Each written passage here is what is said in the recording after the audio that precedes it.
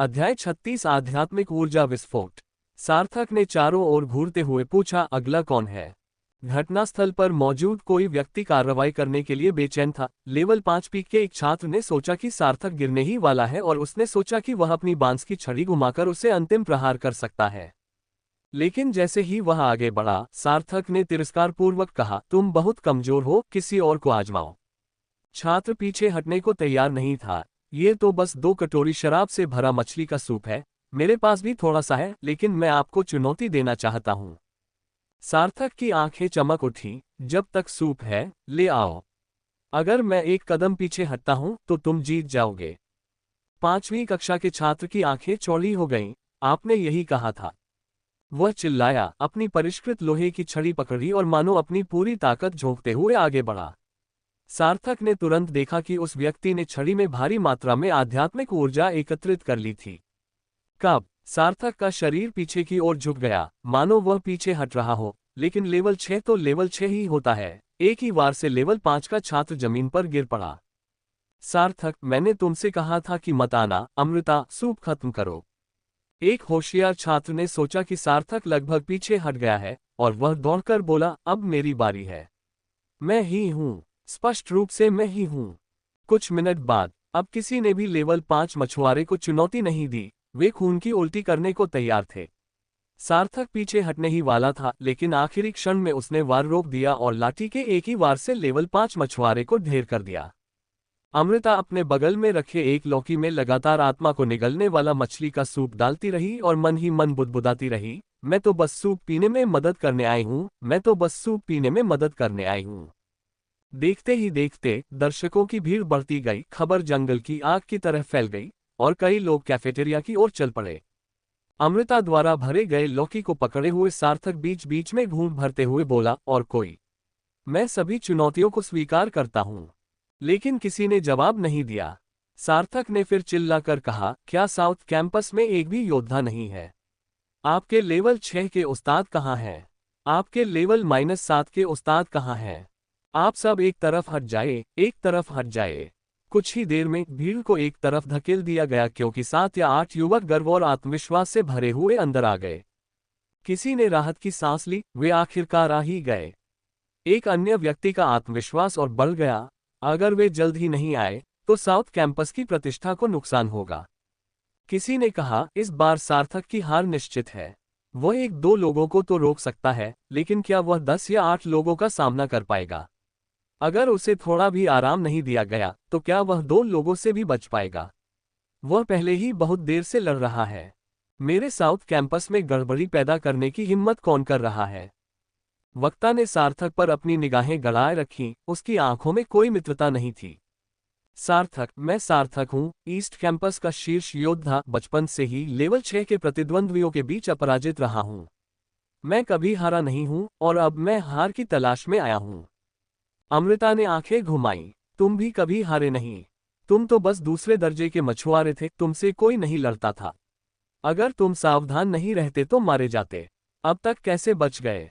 फिर भी सार्थक का चेहरा लाल नहीं हुआ, उसकी सांसें नहीं लड़खड़ाईं, उसने आत्म जागरूकता का कोई संकेत नहीं दिया, बस अपना सिर ऊंचा रखा। तुम अब तक कभी हारे नहीं। क्या तुम तनवीर से भी ज्यादा ताकतवर हो सकते हो?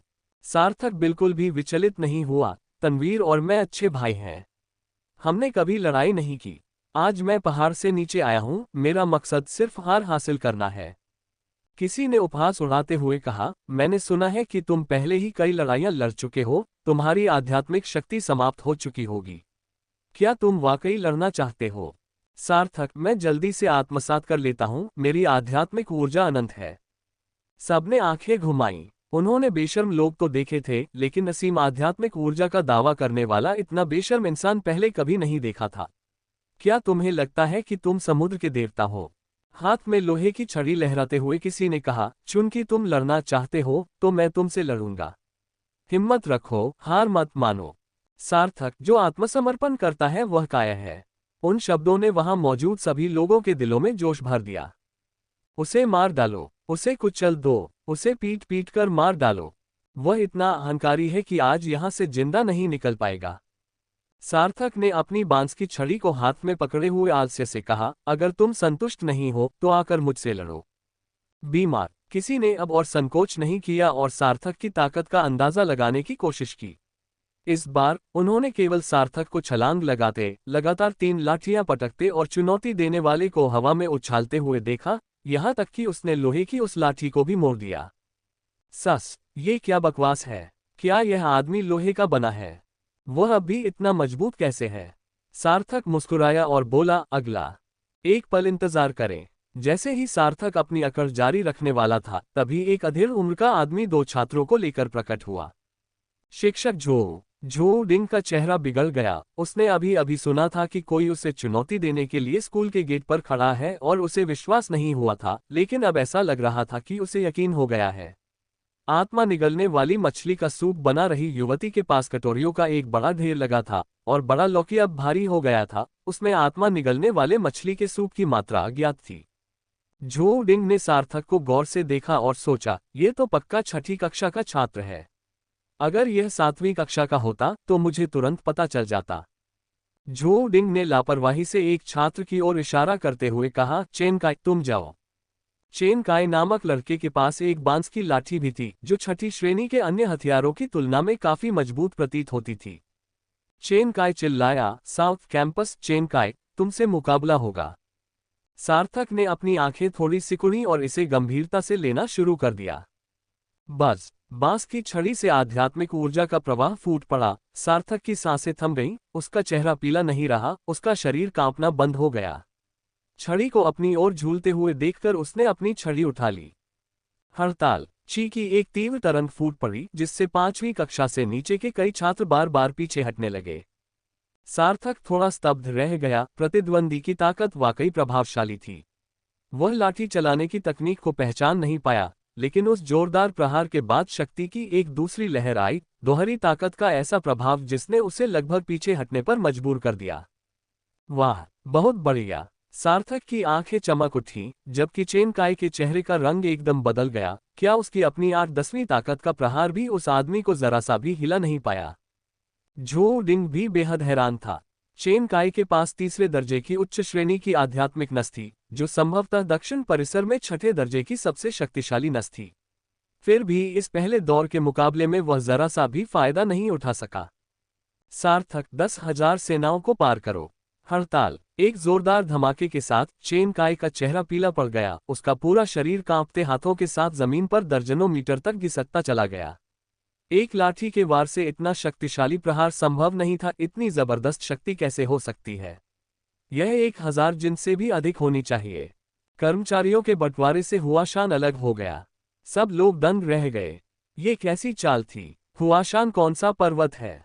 लेकिन चेन काय घबराया हुआ लग रहा था। उसके पैर पर एक बिंदु चमक रहा था और बांस की छड़ी से चकाचौंध भरी आध्यात्मिक ऊर्जा निकल रही थी। आध्यात्मिक ऊर्जा का विस्फोट। उसी क्षण सार्थक तेजी से पीछे हट गया, क्योंकि उस पर एक जबरदस्त प्रहार हुआ। सौभाग्य से उसकी लाठी के वार ने उस प्रहार को रोक दिया, अन्यथा वह पराजित हो जाता। अमृता ने जल्दी से कहा, यह एक आध्यात्मिक ऊर्जा विस्फोट है, इसकी शक्ति बहुत अधिक है, यहाँ तक कि 7वीं कक्षा के छात्र को भी इससे बचने के लिए चकमा देना पड़ेगा। सार्थक ने अपनी बाहें हिलाईं और सिर झुकाते हुए कहा, शानदार, तुमने ये कैसे किया? ची ऊर्जा एकत्रित हुई, लेकिन यह विस्फोट कैसे हुआ?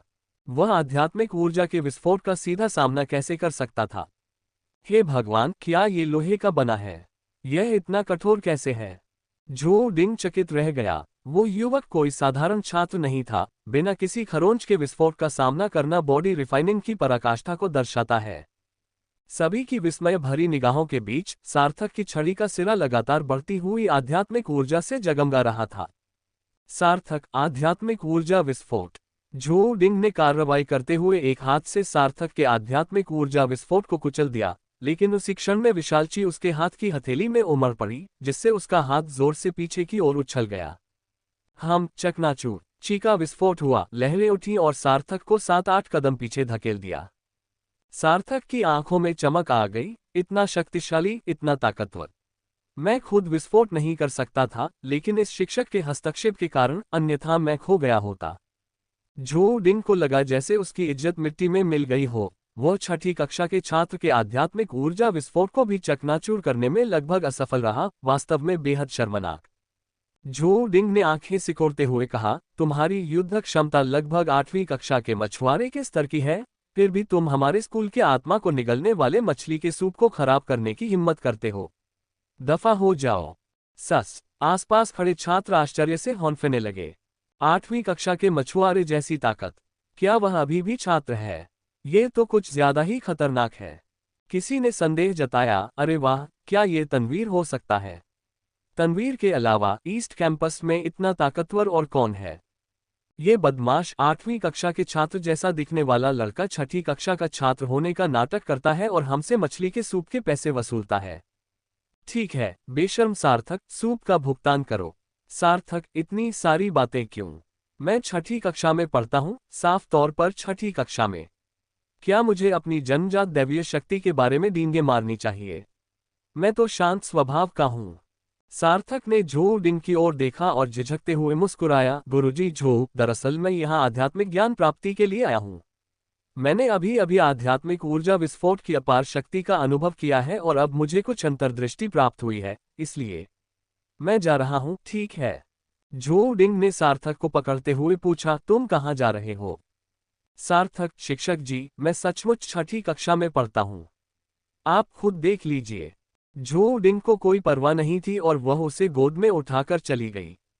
सार्थक, जो अभी भी हवा में लटका हुआ था, ने पुकारा, अमृता, चलो, मेरे पीछे आओ।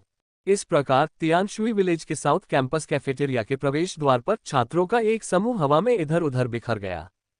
किसी ने धीरे से कहा, 8वीं कक्षा।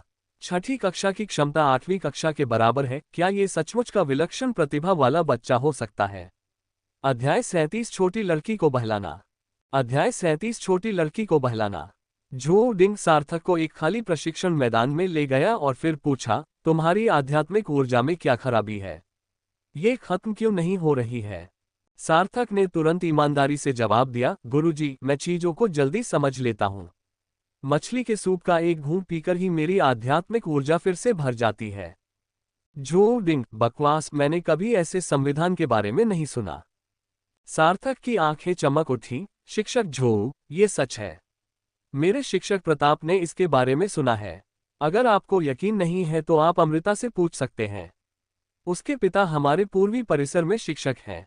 झो डिंग ने अमृता की ओर एक नजर डाली, फिर उसके हाथ में मौजूद बांस की छड़ी को देखा और थोड़ा भौहें चढ़ाते हुए पूछा, क्या तुम्हारे पिता हे मिंगतांग हैं?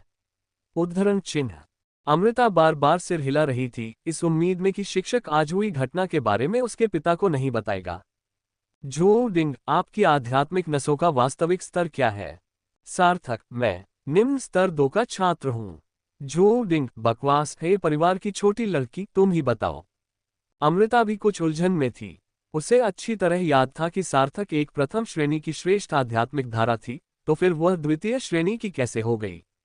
क्या ऐसा हो सकता है कि तनवीर ने सार्थक को कोई चमत्कारी औषधि दी हो? ये बात समझ में आती है। कहते हैं कि आध्यात्मिक नसें जन्म से ही स्थिर होती हैं, और मैंने कभी उनके उन्नत होने के बारे में नहीं सुना। ये किसी उच्च श्रेणी के आध्यात्मिक फल का प्रभाव ही होगा जिससे सार्थक का स्तर थोड़ा बढ़ गया। अमृता ने ईर्ष्या की एक कसक महसूस करते हुए फिर से सिर हिलाया और चाहा कि काश उसके पास भी ऐसा ही कोई आध्यात्मिक फल होता। झो डिंग ने और भी ज्यादा भौहें चढ़ाते हुए कहा, भले ही तुम्हारा शरीर आम लोगों से अलग हो, लेकिन तुम्हारी आध्यात्मिक शक्ति सीमित है। तुमने आज इतने लोगों को नाराज कर दिया है, क्या तुम्हें लगता है तुम्हारा भविष्य अच्छा होगा? इसके अलावा अपने इस विशेष शरीर पर इतना ज्यादा निर्भर रहना ठीक नहीं है।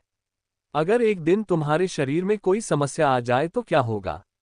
जब तुम्हारे पास वह असीम आध्यात्मिक ऊर्जा नहीं रहेगी और तुम जबरदस्त आध्यात्मिक ऊर्जा का विस्फोट नहीं कर पाओगे, तब तुम क्या करोगे? सार्थक ने बार बार सिर हिलाते हुए कहा, शिक्षक झो सही कह रहे हैं, चलिए अब चलते हैं। भाड़ में जाओ। सार्थक और अमृता को, जिन्हें उसने भगा दिया था, देखकर झो डिंग ने गहरी सांस ली। ऐसे शारीरिक गठन का होना वाकई आश्चर्यजनक था। दुर्भाग्य से भाग्य मेहरबान था, सार्थक के पास अद्वितीय शारीरिक गठन तो था, लेकिन इसने उसकी भविष्य की उपलब्धियों को भी सीमित कर दिया। केवल द्वितीय श्रेणी की निम्न स्तरीय आध्यात्मिक शिरा होने के कारण अच्छे भाग्य के बावजूद भी वह अपनी मृत्यु तक केवल एक महान मत्स्य प्रशिक्षक के स्तर तक ही साधना कर सका। सार्थक और अमृता चुपके से स्कूल के गेट से बाहर निकले और जैसे ही उन्होंने बाहर कदम रखा, वे तुरंत दौड़ने लगे।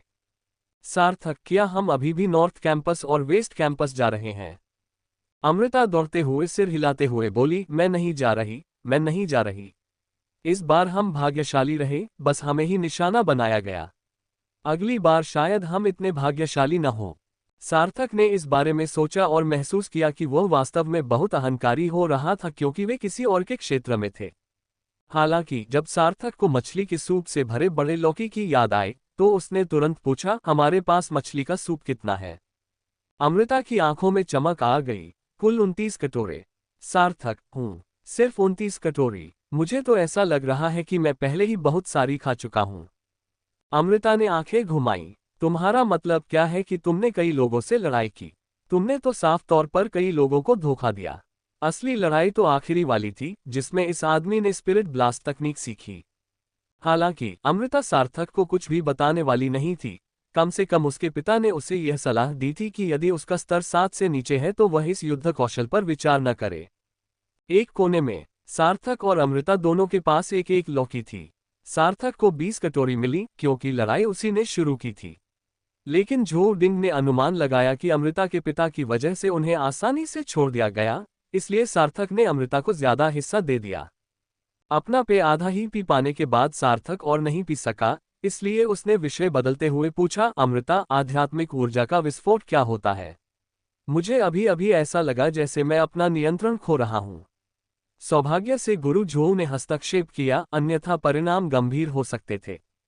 अमृता, आपने अभी अभी आध्यात्मिक ऊर्जा के कितने बिंदु एकत्रित किए? सार्थक, 70 या 80 अंक। फुफकार। अमृता ने मछली का सूप थूक दिया और अविश्वास भरी निगाहों से सार्थक को देखने लगी। कितने? अमृता की प्रतिक्रिया देखकर सार्थक ने अजीब तरह से अपना सिर खुजाया। क्या ये कुछ ज्यादा ही हो गया है? अमृता ने सार्थक को ऐसे देखा जैसे वह पागल हो। तुम 6ठे स्तर के साधक हो। तुम्हारे पास कितनी आध्यात्मिक ऊर्जा है? तुम अपनी अधिकांश आध्यात्मिक ऊर्जा लड़ाई में लगा रहे हो। क्या ये पागलपन नहीं है? अमृता, क्या आपको पता है कि चेन काय ने अभी कितनी आध्यात्मिक ऊर्जा का इस्तेमाल किया? सार्थक, कितने? अमृता, 25 अंकों से अधिक नहीं। सार्थक अचंभित रह गया, ऐसा कैसे हो सकता है? 25 अंक इतने शक्तिशाली होते हैं? फिर 80 अंक किसी को पल भर में मार डालेंगे। अमृता, भले ही ऐसा लगता है कि तुमने स्पिरिट ब्लास्ट तकनीक सीख ली है, लेकिन तुम्हें इसे नियंत्रित करना बिल्कुल नहीं आता। इसलिए अगर तुम इसे इस्तेमाल भी करोगे तो तुम अपने प्रतिद्वंदी को सिर्फ आध्यात्मिक ऊर्जा से अभिभूत कर दोगे। इस पर तुम्हारा वास्तविक नियंत्रण बहुत कमजोर है। सार्थक को तुरंत दिलचस्पी हो गई, मुझे इसे नियंत्रित करना सिखाओ। मैंने तुम्हें मछली के सूप के 9 कटोरे दिए हैं। अमृता, इसे सीखने के लिए 7वें स्तर तक इंतजार क्यों नहीं करते? 6ठे स्तर पर स्पिरिट ब्लास्ट सीखना ज्यादा फायदेमंद नहीं है। मेरे पिताजी ने कहा था कि 6ठे स्तर पर आध्यात्मिक ऊर्जा न केवल अपर्याप्त होती है, बल्कि अशुद्ध भी होती है और जल्दी ही खत्म हो जाती है। लेकिन 7वां स्तर अलग है। 7वें स्तर के बाद मछुआरे को आध्यात्मिक ऊर्जा पर एक निश्चित स्तर का नियंत्रण प्राप्त हो जाता है। उस समय स्पिरिट ब्लास्ट का एक बिंदु एक साधारण 6ठे स्तर के मछुआरे के स्पिरिट ब्लास्ट के 2 बिंदुओं से भी ज्यादा शक्तिशाली हो सकता है। तभी यह कौशल वास्तव में उपयोगी होगा।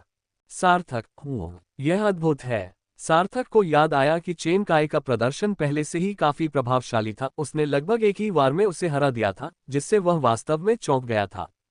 सार्थक ने अचानक कहा, यह सही नहीं है। मैंने लेवल 7 से लड़ाई की है। तुमने देखा था क्लास 1 का वह लड़का, उसे एक भी किल नहीं मिला। अमृता ने आंखें घुमाते हुए कहा, क्या तुम अपने सहपाठी पर स्पिरिट ब्लास्ट का इस्तेमाल कर सकते हो? अगर 7वें स्तर का विशेषज्ञ भी स्पिरिट ब्लास्ट को ठीक से नियंत्रित नहीं कर सकता, तो तुम्हारी जान खतरे में पड़ सकती है। सार्थक की निगाहें चारों ओर दौड़ीं और उसने अचानक अमृता से कहा, छोटी मछली, कोई मुझे नुकसान पहुंचाना चाहता है। अमृता, सार्थक, मुझे शक है कि कोई मुझे फंसाने की कोशिश कर रहा है। मैं 5 दिन समुद्र में था, है ना? मेरी मछली पकड़ने वाली नाव में तोड़फोड़ की गई थी। सार्थक काफी देर तक बोलता रहा, फिर अमृता की ओर ध्यान से देखते हुए बोला, मुझे स्पिरिट ब्लास्ट सिखाओ, ठीक है? मैं तुम्हें अपने बचे हुए स्पिरिट ईटिंग फिश सूप के बदले में ये दूंगा। सार्थक के परेशान चेहरे को देखकर अमृता अवाक रह गई। उसे अभी अभी स्पिरिट फिश सूप मुफ्त में मिला था और अब वह उसे स्पिरिट एक्सप्लोजन से बदलना चाहता था। अमृता, मैं नहीं कर सकती, मेरे पिताजी ने मुझे सीखने नहीं दिया। सार्थक, तुम्हारे पिताजी तुम्हें कुछ भी क्यों नहीं सीखने देते? वो तुम्हें ये या वह नहीं देते। क्या तुम सच में उनके सगे पुत्र हो? अमृता ने तुरंत एक बांस की छड़ी उठाई और सार्थक को कुरेदना शुरू कर दिया। बेशक मैं उनका जैविक पुत्र हूं। तुमने मेरे पिता के बारे में बोलने की हिम्मत की। तुमने मुझ पर विश्वास न करने की हिम्मत की। सार्थक, अरे अरे अरे, रुको। सार्थक लड़की के कमजोर स्वभाव से नाराज हो गया और उसने तुरंत उसे डांटना शुरू कर दिया, जिससे अमृता चौंक गई। सार्थक, तुम्हारे पिता तुम्हें साधना करने से मना करते हैं, लेकिन इसका मतलब यह नहीं कि तुम साधना नहीं कर सकते। क्या तुम में अब भी बलवान बनने की चेतना है? हम साधकों को आकाश को चुनौती देना आना चाहिए। ठीक है, अगर तुम्हारे पास कोई रास्ता है तो मैं तुम्हें अपना खजाना दे सकता हूं। सार्थक ने सोचा कि अमृता उत्सुकतावश आकर पूछेगी कि यह कौन सा खजाना है। फिर अमृता ने मुंह बनाकर कहा, आपने मुझ पर चिल्लाया, आपने सचमुच मुझ पर चिल्लाया। सार्थक, इसलिए महिलाएं, ये अद्भुत प्राणी, उम्र के आधार पर वर्गीकृत होने की जरूरत नहीं है। जब भी उन्हें लगता है कि उनके साथ अन्याय हुआ है, और अगर अन्याय करने वाला पुरुष है, तो तुमने मेरे साथ बुरा बर्ताव किया, कहना ही उस क्षण उनकी पूरी सोच को व्यक्त कर देता है।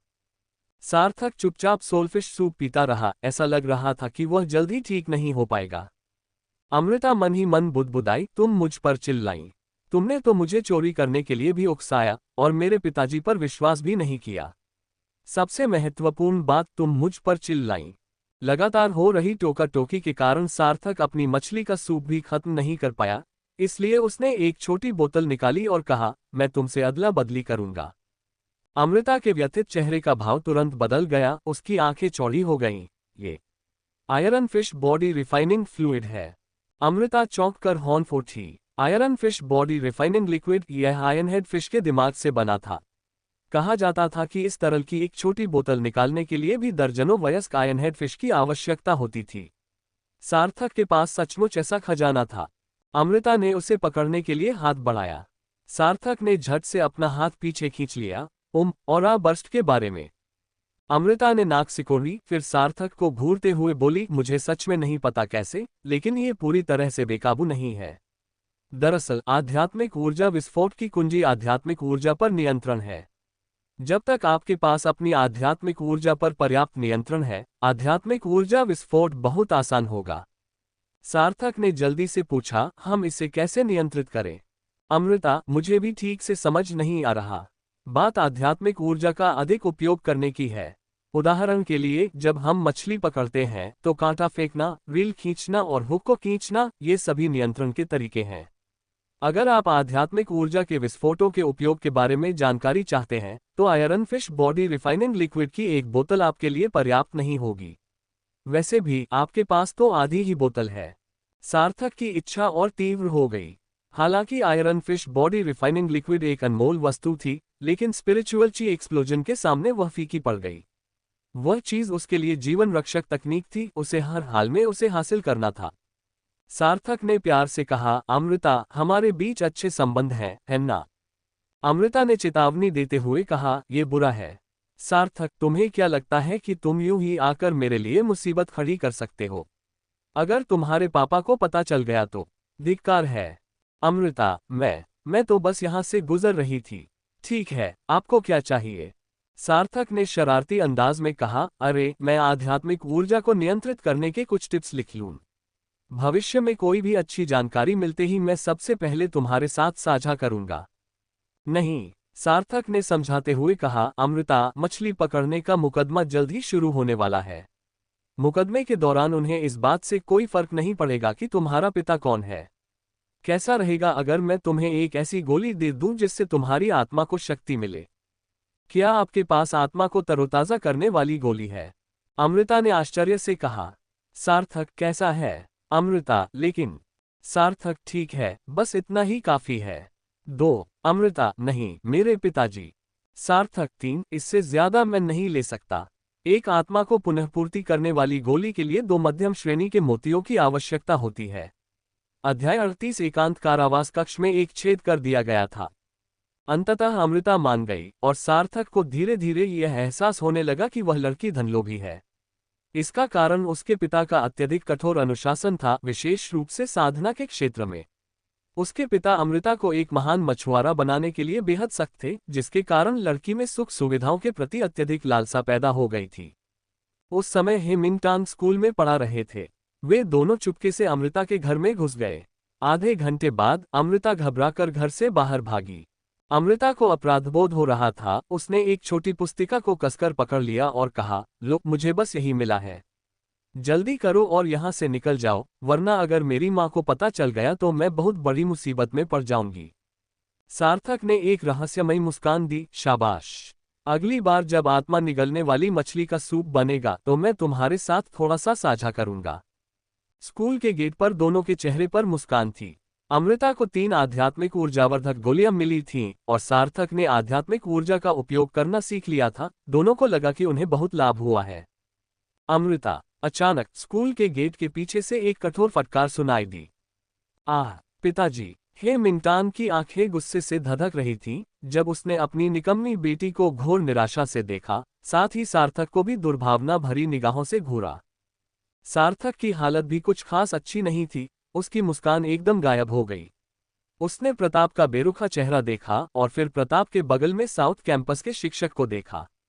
उसका चेहरा तुरंत बदल गया और उसने अमृता को चिल्लाकर कहा, भागो। प्रताप झुंझलाहट से हंसा। अब तुम्हें याद आया और तुम भाग रहे हो। पहले क्या कर रहे थे? इतना कहकर प्रताप ने अपना मछली पकड़ने वाला कांटा निकाला और तेजी से सार्थक की ओर फेंक दिया। सार्थक को पीछे से दुर्भावना का आभास हुआ और उसका शरीर अनायास ही एक अजीब मुद्रा में मुड़ गया, जिससे वह मछली पकड़ने वाले कांटे से बाल बाल बच गया।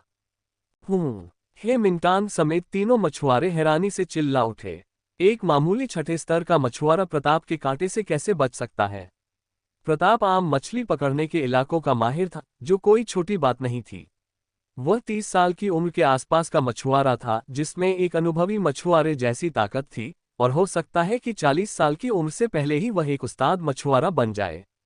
फिर भी उसका कांटा चकमा खा गया।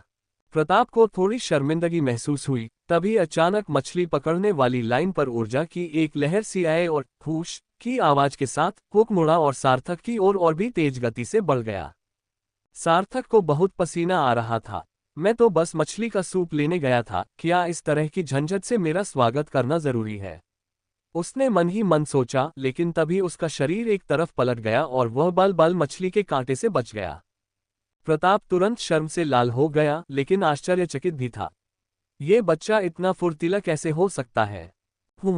झो डिंग ने आश्चर्य से कहा, ओल्ड वांग, ये छात्र काफी दिलचस्प है। इस तरह की ताकत के साथ वह इस मछली पकड़ने की प्रतियोगिता में शीर्ष 100 में जगह बनाने के लिए चुनौती दे सकता है ना? प्रताप ने उपहास उड़ाते हुए कहा, वह शीर्ष 100 में, बस सबसे नीचे मत रहना। इस बार प्रताप ने कोई कसर नहीं छोड़ी। हुक की गति पल भर में दोगुनी हो गई। सार्थक ने एक अजीबोगरीब मुद्रा में एक पैर से हुक को चकमा देने की कोशिश की, लेकिन हुक तुरंत पलट गया और उसके दूसरे पैर को जकड़ लिया। जैसे ही मछली पकड़ने की डोर को वापस खींचा गया, सार्थक को घसीटते हुए स्कूल के गेट तक ले जाया गया, जिससे कई लोगों का ध्यान उसकी ओर आकर्षित हुआ। प्रताप, तुम्हें लगता है कि अब तुम बड़े हो गए हो, है ना? ये देखकर अमृता की रीढ़ की हड्डी में सिहरन दौड़ गई। सौभाग्य से वह भागी नहीं, वरना उसके जैसी लड़की के लिए इस तरह घसीटा जाना कितना शर्मनाक होता। लेकिन तभी सार्थक चिल्लाया, शिक्षक जी, मैं निर्दोष हूँ। मैं तो बस छात्रों के साथ अपने विचार साझा करने के लिए साउथ कैंपस गया था। प्रताप मुस्कुराया और झो डिंग से कहा, शिक्षक झो, इस यात्रा के लिए धन्यवाद। मैं इस बच्चे को जरूर सबक सिखाऊंगा। झो डिंग हंसते हुए बोला, यह इतना बुरा भी नहीं है, वह बस युवा और जल्दबाज है। मुझे लगता है कि यह लड़का काफी अच्छा है, क्यों न वह मेरे साउथ कैंपस में एक्सचेंज प्रोग्राम के लिए आए। प्रताप, इसकी आवश्यकता नहीं होगी। मछली पकड़ने का परीक्षण नजदीक आ रहा है और हमारा स्कूल गहन प्रशिक्षण की तैयारी कर रहा है, इसलिए दक्षिण परिसर के साथ आदान प्रदान के लिए समय नहीं है। झो डिंग मुस्कुराया और बोला, ठीक है, मैं अब वापस चलता हूँ। प्रताप, अपना ख्याल रखना, शिक्षक किन। झो डिंग के जाते ही प्रताप का चेहरा तुरंत बदल गया। उसने सार्थक को पकड़ा और ताना मारते हुए कहा, अरे छोटे बदमाश, क्या तुम खुद को इतना बहादुर समझते हो? साउथ कैंपस का गेट रोककर अपनी ताकत का प्रदर्शन कर रहे हो? क्या मौत को दावत दे रहे हो? क्या तुम्हें लगता है कि तुम सिर्फ 8वें स्तर के मछुआरे हो तो मनमानी कर सकते हो? क्या तुम्हें लगता है कि कोई तुम्हें रोक नहीं सकता? सार्थक, शिक्षक जी, मैंने नहीं किया। कौन जानता था कि साउथ कैंपस इतना कमजोर है? प्रताप ने ताना मारते हुए कहा, कमजोर? क्या तुम्हें लगता है कि तुम पहले ताकतवर थे? तनवीर ने जो कुछ तुम्हारे लिए छोड़ा है, उसके बिना क्या तुम्हारे पास आज जैसी ताकत होती? तुम्हें पता होना चाहिए कि जब तुम अपनी इस ताकत का प्रदर्शन करोगे तो कितने लोग तुम्हें घूरेंगे। सार्थक अचंभित रह गया। भला कौन एक मामूली छठे स्तर के मछुआरे पर नजर रखेगा? प्रताप के कुछ बोलने से पहले ही हे मिंगतांग ने कहा, सब जानते हैं कि तुम्हारी इतनी जल्दी तरक्की का कारण यह है कि तनवीर ने स्वर्गदूतों का आशीर्वाद प्राप्त कर लिया है और उन्होंने तुम्हारे लिए बहुत सी अच्छी चीजें तैयार की हैं। वे तनवीर को नाराज करने की हिम्मत नहीं करते, लेकिन तुम्हें चुपके से मारना और तुम्हारे राज उजागर करना उनके लिए कोई मुश्किल काम नहीं है। हे मिंगतांग ने मन बना लिया कि वह अपनी बेटी को इस लड़के के साथ दोबारा कभी भी छेड़छाड़ नहीं करने देगा, अन्यथा भगवान ही जाने किस तरह की मुसीबत खड़ी हो जाएगी। सार्थक के चेहरे पर थोड़ी हैरानी देखकर प्रताप ने कहा, अब समझ में आया। तनवीर को छूने की हिम्मत तो कोई नहीं करता, लेकिन तुम्हें छूने की हिम्मत कोई नहीं करता। तुम्हें 3 दिन के कारावास की सजा सुनाई जाती है। अपने कर्मों पर विचार करो। सार्थक ने व्यंग्यात्मक मुस्कान के साथ कहा, वह इस बात को पूरी तरह भूल चुका था। वह तनवीर के नाम का इस्तेमाल अपनी ताकत को तेजी से बढ़ाने के लिए कर रहा था, लेकिन उसका हालिया प्रदर्शन इतना शानदार था कि लोगों को ये सोचने पर मजबूर कर दिया कि क्या तनवीर ने सार्थक के लिए कोई अवसर छोड़ा था। सार्थक, शिक्षक जी, मुझसे गलती हो गई। मैं वादा करता हूं कि मैं दोबारा लड़ाई नहीं करूंगा। ये सजा। प्रताप ने व्यंग्यपूर्वक कहा, 3 दिन, एक पल भी कम नहीं। प्रताप सार्थक को घसीट कर ले गया और हे मिंगतांग ने अमृता को गुस्से से घूरते हुए कहा, घर जाओ और 5 दिनों तक घर से बाहर मत निकलना। अमृता ने अपमानित महसूस करते हुए कहा, पिताजी, मैंने लड़ाई नहीं की। हे मिंगतांग, वापस जाओ और यह सुनिश्चित करो कि जब तक वह बच्चा फिशिंग मास्टर स्तर तक नहीं पहुंच जाता, तब तक उसका तुमसे किसी भी तरह का कोई संपर्क न हो। अमृता ने मुंह बनाकर नाराजगी भरे लहजे में कहा, ओह... स्कूल में केवल एक ही दंड कक्ष है, जिसका उपयोग मुख्य रूप से कुछ बेहद शरारती छात्रों को दंडित करने के लिए किया जाता है, लेकिन उनमें से अधिकांश को केवल 1 दिन के लिए ही दंडित किया जाता है। सार्थक जैसे किसी छात्र को 3 दिन के लिए दंडित किया जाना अत्यंत दुर्लभ है। वह एकांतवास कक्ष कठोर काले पत्थर से बना था। हालांकि इससे मछुआरों को कोई बाधा नहीं होती थी, लेकिन ये छात्रों को मछुआरे स्तर पर फंसाने का एक निश्चित तरीका था। 3 दिन पहले प्रताप सार्थक को एक मरे हुए कुत्ते की तरह घसीटकर एकांत कारावास में ले गया था, लेकिन पिछले कुछ दिनों से वही चर्चा का सबसे बड़ा विषय बना हुआ है। कुछ लोग आक्रोशित थे, जब तुच्छ लोग आगे बढ़ते हैं तो वे अहंकारी हो जाते हैं। मैंने सुना है कि सार्थक ने वास्तव में साउथ कैंपस का गेट ब्लॉक कर दिया था। वह तो मानो मौत को दावत दे रहा है।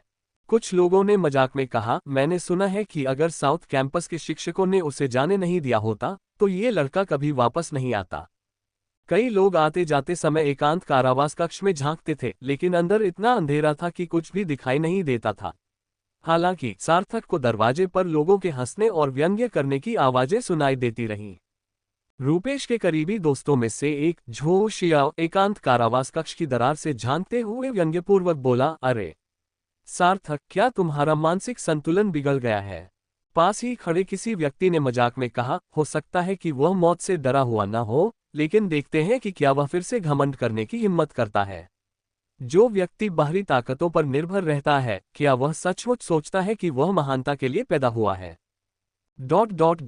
बंद कमरे के अंदर सार्थक पालथी मारकर ध्यान मुद्रा में बैठा था। उसके कपड़े पूरी तरह भीगे हुए थे। उसके भीतर आध्यात्मिक ऊर्जा का प्रवाह तीव्र था और 3 दिन बीत जाने के बाद भी उसे सटीक रूप से नियंत्रित करना कठिन था। इस समय तो वह बड़ी मुश्किल से ही उसे काबू में रख पा रहा था। इस समय सार्थक अपनी आधी आध्यात्मिक ऊर्जा को एक हथेली में एकत्रित करने का भरसक प्रयास कर रहा था। उफ, नहीं, आधा भी बहुत ज्यादा है। ओह नहीं, ये तो बेकाबू हो जाएगा। कारावास कक्ष के बाहर झो शिया और अन्य लोगों को कुछ गड़बड़ होने का आभास हुआ और वे आपस में बात करने लगे। अरे, क्या आप लोगों को हमारे आसपास कोई आध्यात्मिक ऊर्जा का प्रवाह महसूस हो रहा है? ऐसा लगता है, क्या सार्थक ट्रेनिंग कर रहा है? बकवास। इतनी प्रचुर आध्यात्मिक ऊर्जा के साथ ये चमक क्यों नहीं सकता? रुको, देखो, ये चमक रहा है। कुछ लोग कारावास कक्ष के बाहर जमा थे, तभी अचानक प्रेरणा की एक चकाचौंध भरी चमक फूट पड़ी।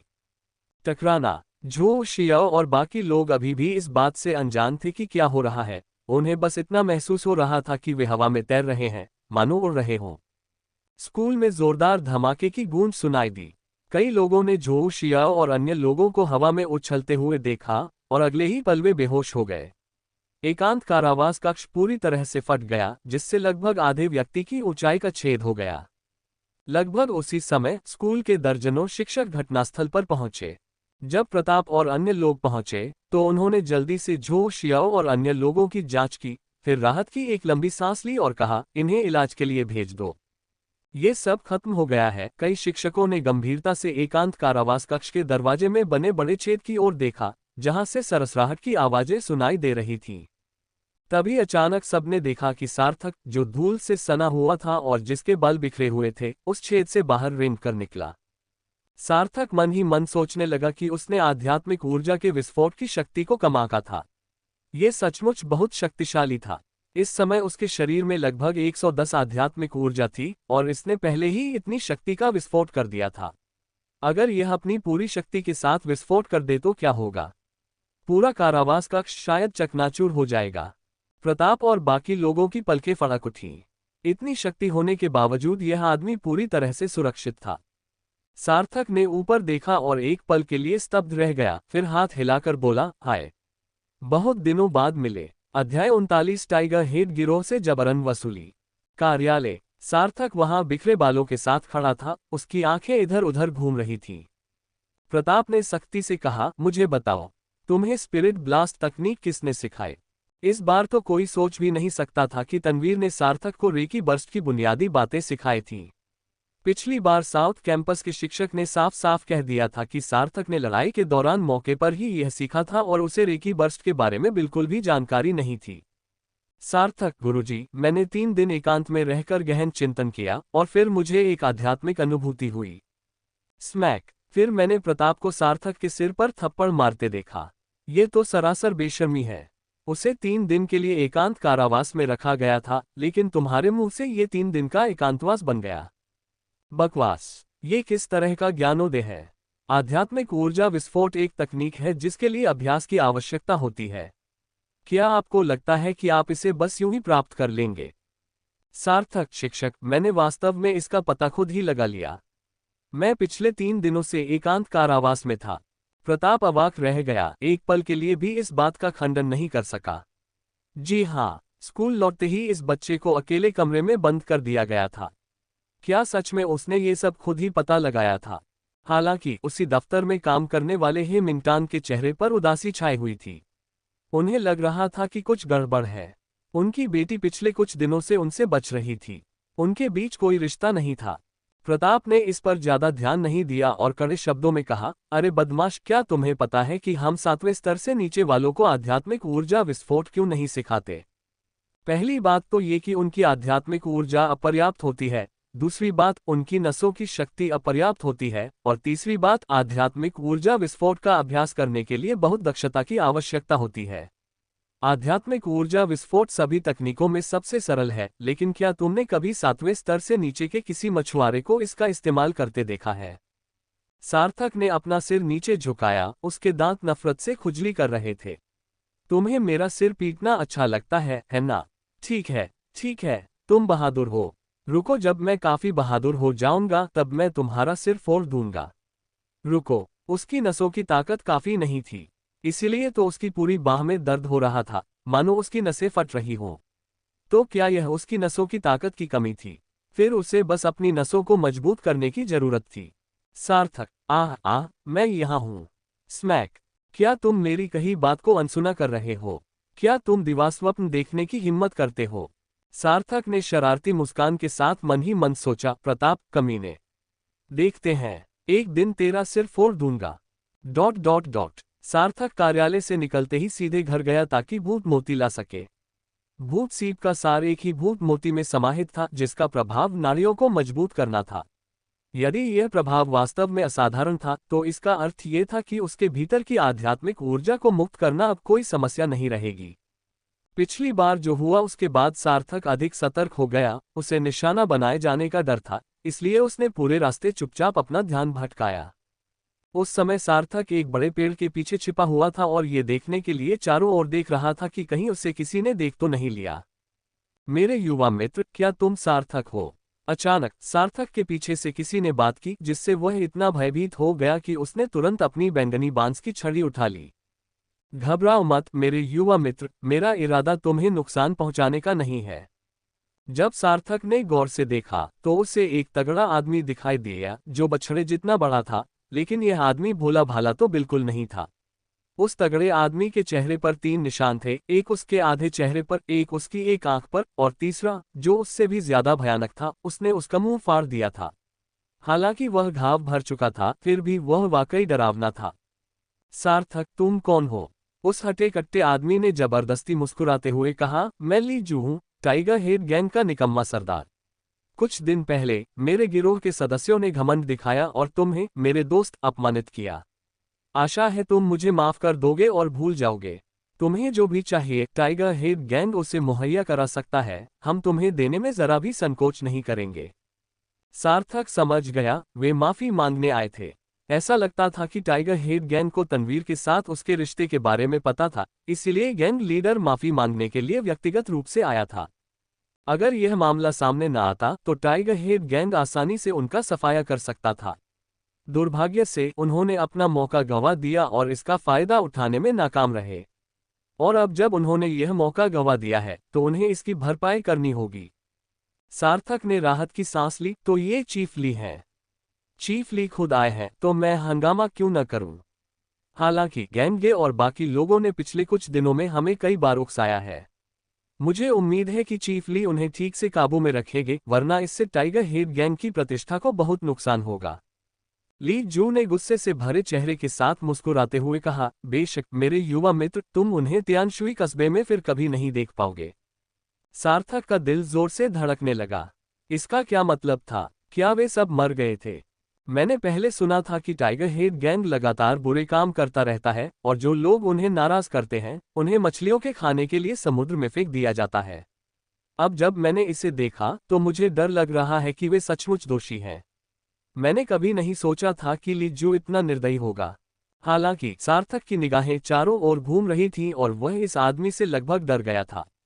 अगर वह कमजोर इरादों वाला होता तो टाइगर हेड गैंग के लिए मुसीबत खड़ी करने की हिम्मत कौन करता? वह शायद ली जू से इतना डरा हुआ था कि चावल चुगती मुर्गी की तरह सिर हिलाता, और मुआवजा मांगने की हिम्मत कौन करता? मामला अब सबके सामने आ चुका था, इसलिए सार्थक ने तुरंत व्यंग्य करते हुए कहा, मुखिया ली, क्या आपको पता है कि मेरे भाई ने मुझे लोहे की मछली के शरीर को शुद्ध करने वाले तरल की दर्जनों बोतलें दी थीं, लेकिन जब मैं उस दिन लौटा तो मैंने देखा कि वे सब गायब थीं। मुखिया ली, आप क्या सोचते हैं? सार्थक को लगा जैसे अचानक वातावरण में सन्नाटा छा गया हो, मानो कहीं से भी जानलेवा इरादा प्रकट हो गया हो। ली जू के क्रूर चेहरे को देखकर उसे आश्चर्य हुआ कि क्या यह आदमी अब भी उसे मारना चाहता है। सार्थक को अब भी यकीन नहीं हो रहा था। इन हालातों में मेरी बात सुनने की तुम्हारी हिम्मत कैसे हुई? तनवीर तो तुम्हें आसानी से नहीं छोड़ेगा। क्या तुम्हें सच में लगता है कि स्कूल के शिक्षक हाथ पर हाथ धरे बैठे हैं? कुछ देर एक दूसरे को देखने के बाद लीजू हंसते हुए बोली, बेशक ऐसा इसलिए है क्योंकि मैंने तुम्हें ठीक से अनुशासित नहीं किया है। मैं तुम्हें बाद में ये सब दे दूंगी।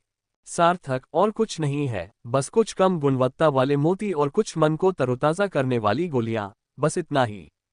वातावरण में फिर सन्नाटा छा गया। ली जू खुद भी थोड़ा अचंभित रह गया और उसके मन में जानलेवा गुस्सा जाग उठा। ये लड़का, भला इसे अपने भले की समझ क्यों नहीं है? Iron fish body tempering liquid तो पहले से ही बेहद कीमती है और स्पिरिट रिप्लेनिशिंग पिल्स तो जीवन रक्षक औषधि हैं। इसकी हिम्मत कैसे हुई इन्हें लेने की? सार्थक चुपचाप ली जू को देखता रहा, जो बिल्कुल निर्दोष प्रतीत हो रहा था।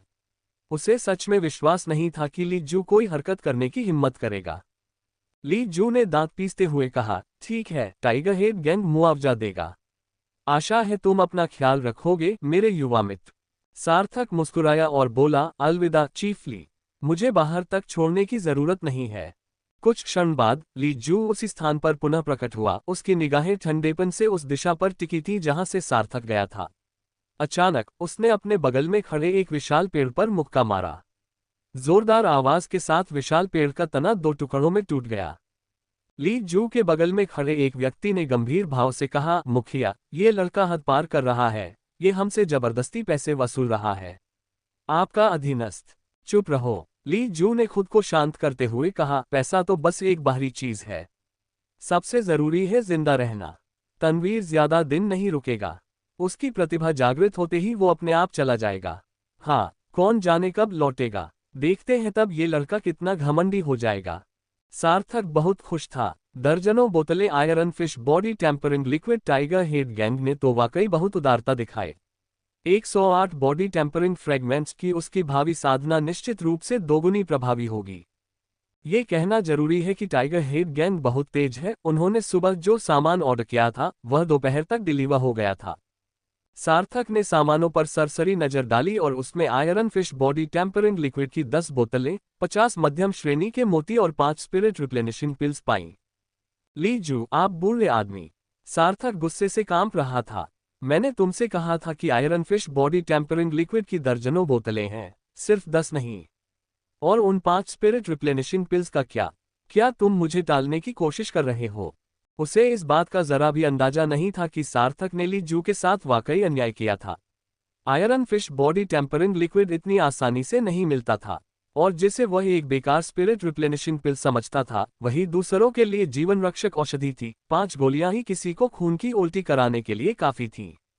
सार्थक लगातार शिकायत करता रहा, वह बूढ़ा कमीना कितना कंजूस है। खैर, मैं तो आसानी से संतुष्ट हो जाता हूं, इसलिए फिलहाल मुझे इसी से काम चलाना पड़ेगा। ली जू ने सार्थक की शिकायतें नहीं सुनी, इसी वजह से हो सकता है कि उसने उसे मौके पर ही मार डाला होता। गुफा के अंदर सार्थक ने भूत मनका अपने हाथ में पकड़ रखा था। कहा जाता था कि यह मनका नसों को पोषण और विस्तार प्रदान करता है। उसे इसकी प्रभावशीलता का पता नहीं था, इसलिए उसने बिना किसी संकोच के इसे निगल लिया। कुछ समय बाद भूत मनके का प्रभाव कोई बहुत चमत्कारी नहीं था। सार्थक को केवल अपनी नसों में हल्की सी ठंडक महसूस हुई, जो कुछ हद तक आईवी ड्रिप लगने जैसी अनुभूति थी। एक पूरा घंटा बीत गया, तब जाकर सार्थक को महसूस हुआ कि उसकी नसों में थोड़ी मजबूती आई है, क्योंकि उसकी त्वचा से कुछ अज्ञात अशुद्धियां रिसकर बाहर निकल गई थीं। यह अच्छा नहीं है। मैंने सोचा था कि यह दवा बहुत असरदार होगी, लेकिन इसका असर तो बस मामूली सा ही है।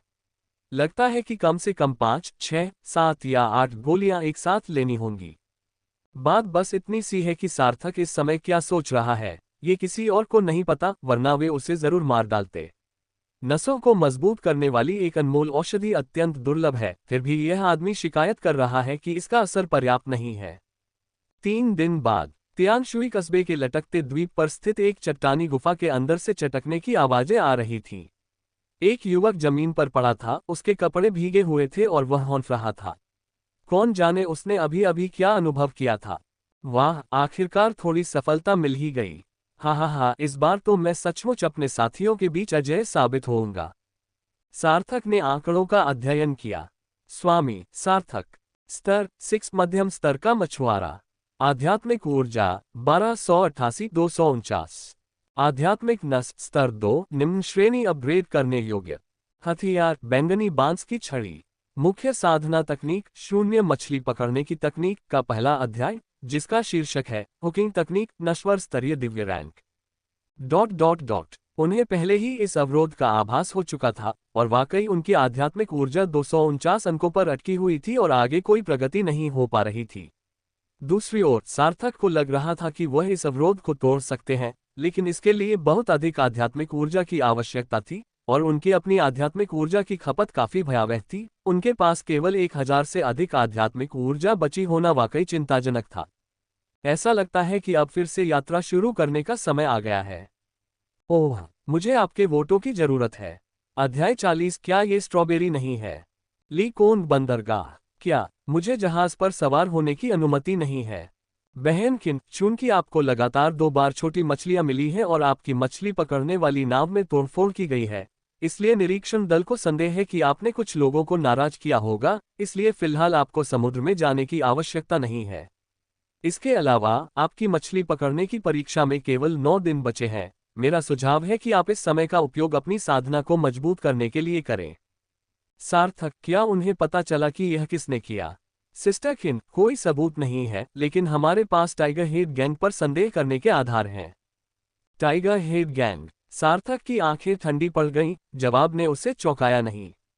लीकोन बंदरगाह पर किसी को पता चले बिना मछली पकड़ने वाली नाव को नष्ट करना, एक आम आदमी ऐसा कैसे कर सकता है?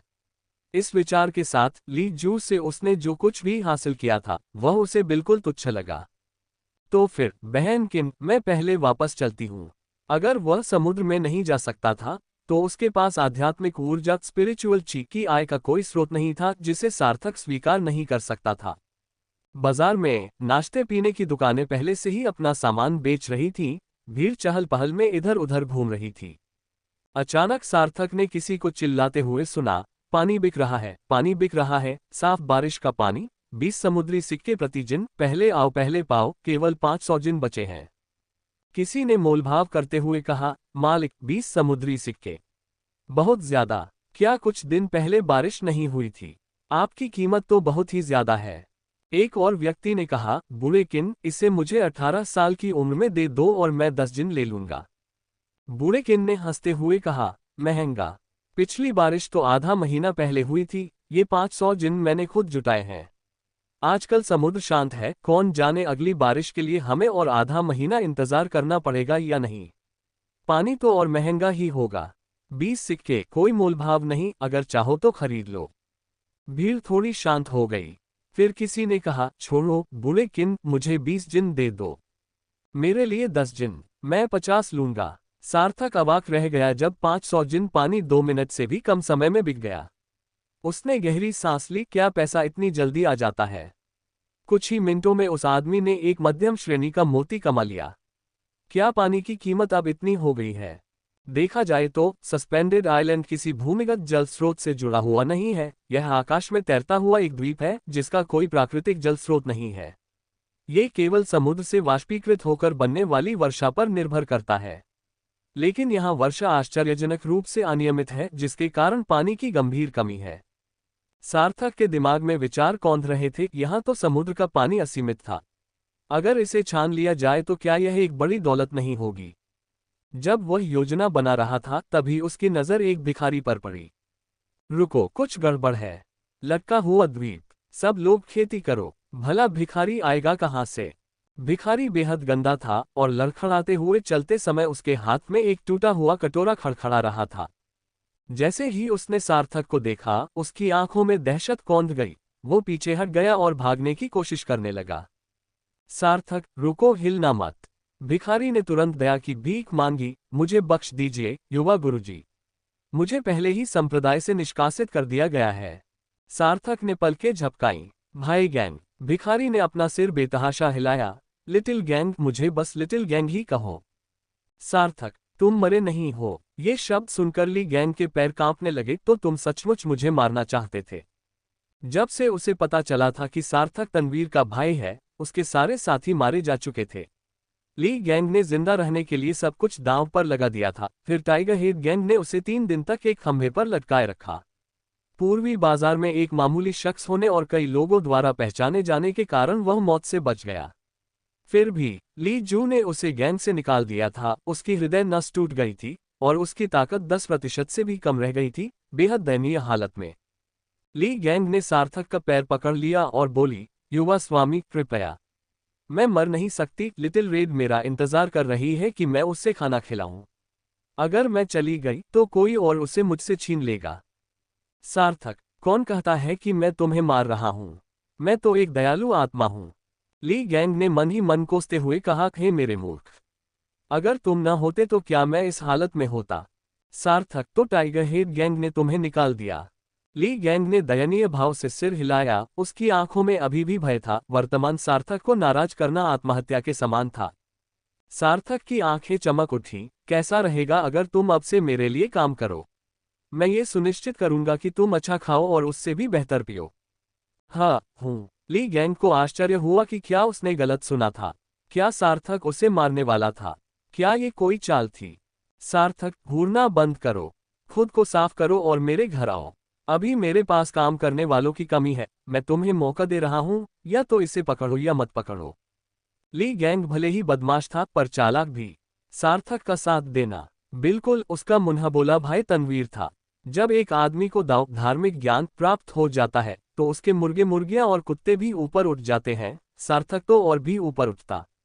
सार्थक उससे क्या चाहता होगा? शायद रिश्वत की वसूली। सार्थक द्वारा 2 बार लूटे जाने की घटना को याद करते हुए ली गैंग ने सोचा कि यही वह घटना थी। आधे घंटे बाद ली गैंग पहुंचा। उसका चेहरा कागज की तरह पीला पड़ गया था। स्पष्ट रूप से वह बुरी तरह घायल था, लेकिन उसके चेहरे पर जमी गंदगी धुल चुकी थी। जब वह अंदर आया तो सार्थक बोतलों और जारों से छेड़छाड़ कर रहा था और उसने परिवार की कड़ाही को बाहर खींच लिया था। पता नहीं वह उसमें क्या कर रहा था। बिना ऊपर देखे सार्थक ने पूछा, तुम्हारे पास कितनी ताकत बची है?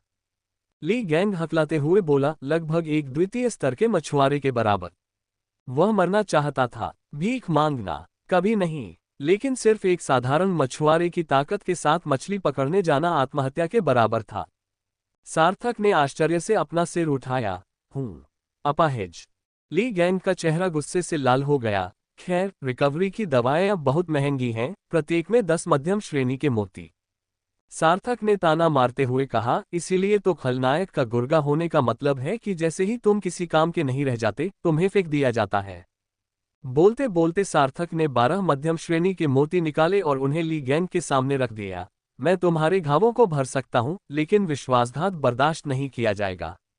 अगर तुमने मुझे धोखा दिया तो बात सिर्फ चोटों तक ही सीमित नहीं रहेगी, तुम्हारी लिटिल रेड को कोई और ले जाएगा। ली गैंग को विश्वास नहीं हो रहा था उसके लिए 10 से अधिक मध्यम श्रेणी के मोती। उसका दिल आग बबूला हो गया, उसकी आंखों से आंसू बहने लगे और उसने कहा, युवक स्वामी, आज से मैं ली गैंग आपका ही सेवक हूं। मुझे आयरन हेड फिश पर हमला करने को कहिए और मैं स्पिरिट डिवोरिंग फिश को कभी हाथ नहीं लगाऊंगा। सार्थक ने उसे हाथ हिलाकर मना किया, बस करो युवा मालिक, मुझे युवा महोदय कहो। पहले मुझे ये बताओ, क्या इस द्वीप पर मसाले मिलते हैं? सीजन क्या? सार्थक, ऐसी चीजें जो खाने का स्वाद बढ़ाती हैं, जैसे नमक। इस दुनिया में आने के बाद से सार्थक ने एक भी अच्छा भोजन नहीं किया था। सब कुछ बस नमकीन था। भला नमक से समुद्री भोजन की दुर्गंध कैसे छिप सकती है? ली गैंग को अचानक समझ आया, ओह, आपका मतलब मसालों से है महाराज। लेकिन वो तो सिर्फ रईस ही खरीद सकते हैं। सार्थक की आंखें चमक उठी, तो वे सच में मौजूद हैं। ली गैंग, कुछ मसाले सस्ते हैं, लेकिन अधिकतर मसालों की कीमत मध्यम श्रेणी के मोतियों के बराबर है।